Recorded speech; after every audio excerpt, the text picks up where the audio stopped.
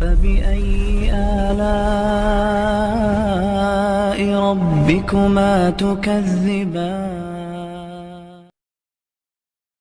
بسم الله الرحمن الرحيم.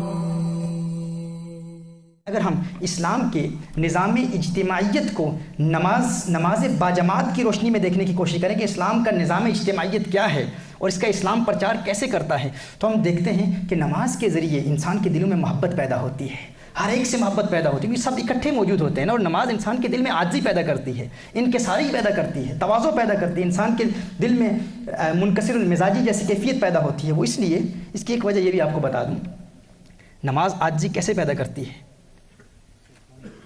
محترم حبیبہ غور کیجیے، ہم جب پورا دن جب ہم کھڑے رہتے ہیں، یہ دل کے راز بتا رہا ہوں، ہاں کچھ راز کی باتیں آپ کو بتا رہا ہوں. دل بڑا ضروری ہے، دل کو سمجھنا بڑا ضروری ہے، لیکن سمجھنے کے لیے دل والوں کا قرب بھی ضروری ہے.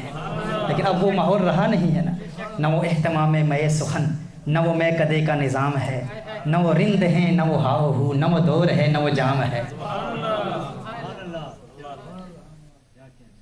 یہ دل کے راز ہیں، راز دل سے نہیں واقف دل ناداں میرا، تیرے عرفان سے بھی دشوار ہے عرفان میرا، تیرے عرفان سے بھی دشوار ہے عرفان میرا. تو یہ دل کے چند راز آپ کو بتا رہا ہوں.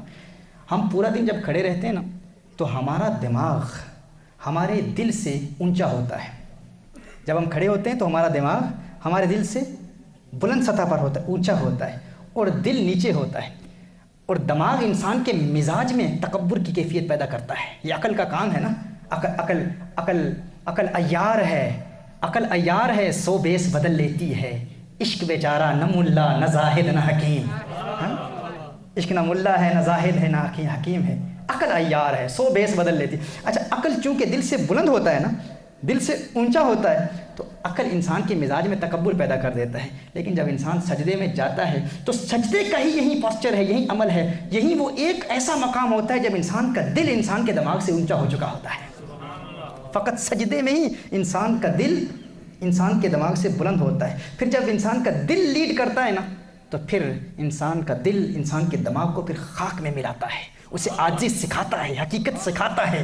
جب وہ دکھاتا ہے نا کہ سارے ایک جگہ پہ، بھائی تو بڑا ہے، بڑا تو مقتدر ہے، تو بڑا امیر ہے، تو بڑا سیاستدان ہے، تو بہت بڑے نام و شہرت والا ہے، بڑی سیلیبریٹی ہے، لیکن تو جب سجدے میں جائے گا ایک ہی صف میں کھڑے ہو گئے محمود و ایاز، نہ کوئی بندہ رہا نہ کوئی بندہ نواز.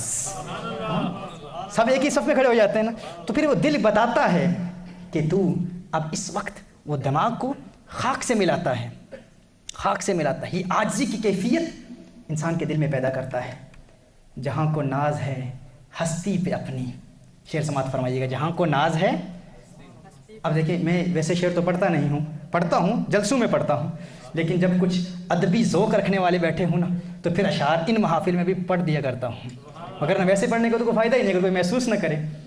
وہ ہے نا کہ حماقت ہے احمق کے سامنے شعر کا پڑھنا، حماقت ہے احمق کے سامنے شعر کا پڑھنا، وہ بدتمیز ہے جو اندھے کو دکھائے چراغ.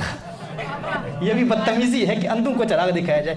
تو اب چونکہ سمجھنے والے بیٹھے ہیں تو اس لیے شعر پڑھ رہا ہوں کہ جہاں کو ناز ہے ہستی پہ اپنی، میں اپنی نیستی پہ مر رہا ہوں. ملا ہے جب سے لطف خاک ساری، تنزل میں ترقی کر رہا ہوں، تنزل میں ترقی کر رہا ہوں، تنزل میں ترقی کر رہا ہوں. اور آپ کی داد بتا رہی ہے کہ میں بدتمیزی نہیں کر رہا، میں آپ کی سمجھ پر آپ کو داد دیتا ہوں. ماشاءاللہ. تو محترم حبیبہ غور کیجیے، یہ نماز ہمارے اندر عاجزی پیدا کرتی ہے، انکساری پیدا کرتی ہے. اور یہ دل کے خلیوں کا ہی عمل ہے کہ انسان کا دل، جب انسان کا دل دماغ سے بلند ہو جاتا ہے نا، اونچی سطح پر ہوتا ہے، تو انسان کا دل انسان کے دماغ میں عاجزی پیدا کرتا ہے، اور انسان کے مزاج میں عاجزی کی کچھ کیفیات پیدا ہوتی ہیں. اسی لیے یہ کہا گیا ہے، حضرت نعمان بن بشیر رضی اللہ تعالیٰ عنہ صحابی رسول ہیں، حضور اکرم صلی اللہ علیہ وسلم کے صحابی ہیں. وہ روایت فرماتے ہیں کہ حضور اکرم صلی اللہ علیہ وسلم نماز سے قبل 3 مرتبہ اعلان فرماتے تھے کہ صفوں میں مل کر کھڑے ہو، صفوں میں مل کر کھڑے ہو. کیوں؟ حضور ارشاد فرماتے ہیں کہ اگر اس کے خلاف کیا تو اللہ تمہارے دلوں کو ایک دوسرے کے خلاف کر دے گا. چونکہ اب صفوں میں دلوں کو ملا کے کھڑے ہوتے ہیں، قریب ہوتے ہیں، تو پھر آپ کے دل مل جاتے ہیں. دل میں محبت پیدا ہوتی ہے، مساوات کی اہمیت کو انسان سمجھتا ہے، اخوت، یکجہتی، غمخواری، ہمدردی کے جذبات پیدا ہوتے ہیں، دل قریب ہوتے ہیں تو دلوں کی کیفیات بھی ایک جیسی ہو جاتی ہیں۔ اور اگر دل دور ہو گئے نماز میں اگر دل دور ہو گئے تو دلوں کی کیفیات ایک جیسی نہیں رہتی۔ اسی لیے نماز میں بھی یہ دل کا بڑا اثر ہے، دل کی بڑی اہمیت ہے۔ اور محترم بھائی، اسلام کے سارے احکام، اسلام کے سارے قوانین، اسلام کے سارے مسائل پر اگر آپ غور کریں تو ہر فقہی مسئلہ، ہر حکم شرعی فطرت کے تقاضوں کے عین مطابق ہے۔